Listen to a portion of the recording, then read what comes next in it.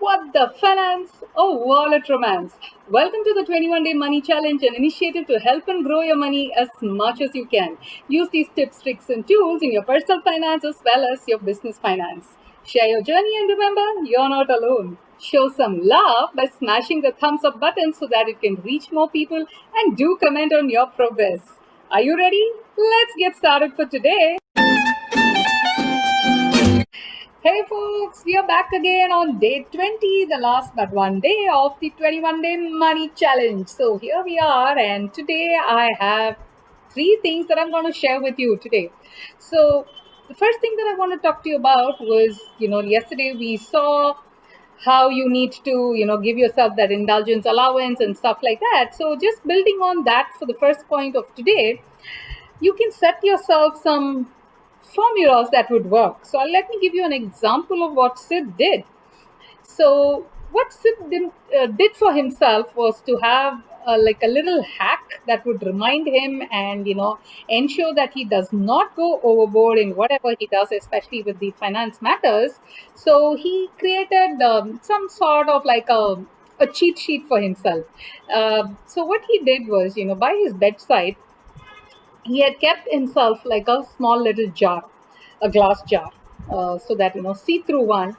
And every time that Sid felt he went little overboard, or he broke the rules that he had set for himself with regard to his finance matters, he would put inside the glass jar a pebble, right?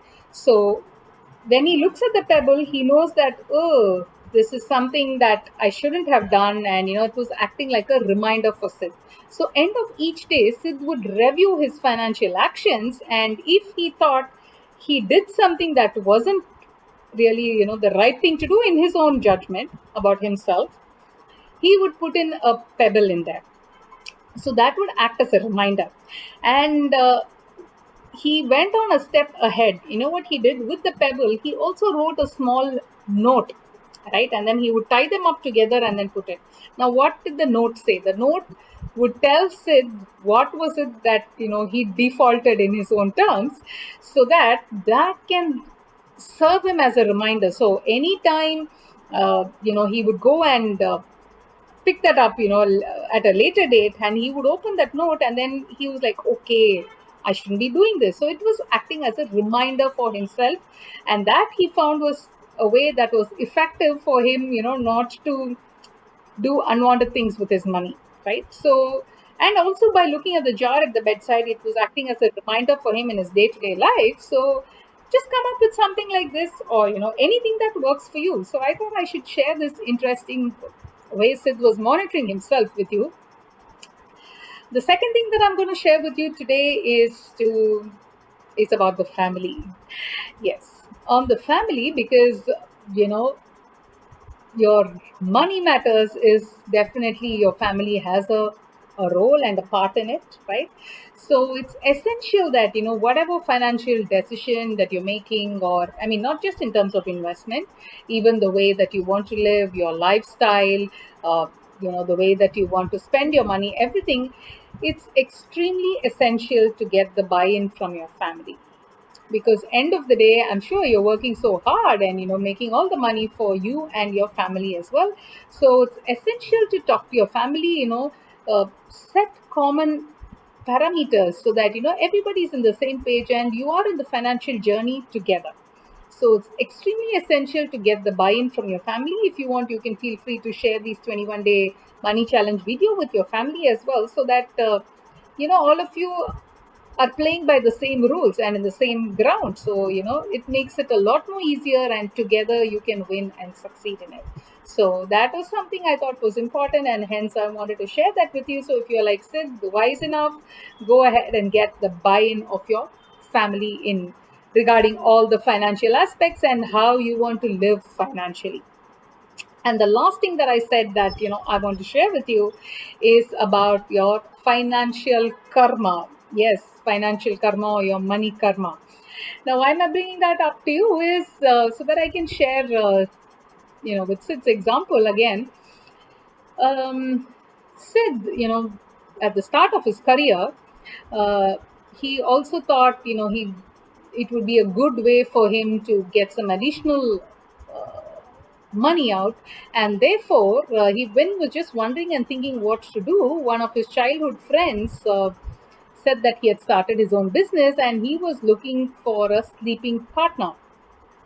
So Sid thought, it was a great way, and therefore went ahead and gave some money to his friend as a so that he can be a sleeping partner. And Sid was hoping that the business would do very well, and Sid would be getting back some extra money, much more than what he had invested.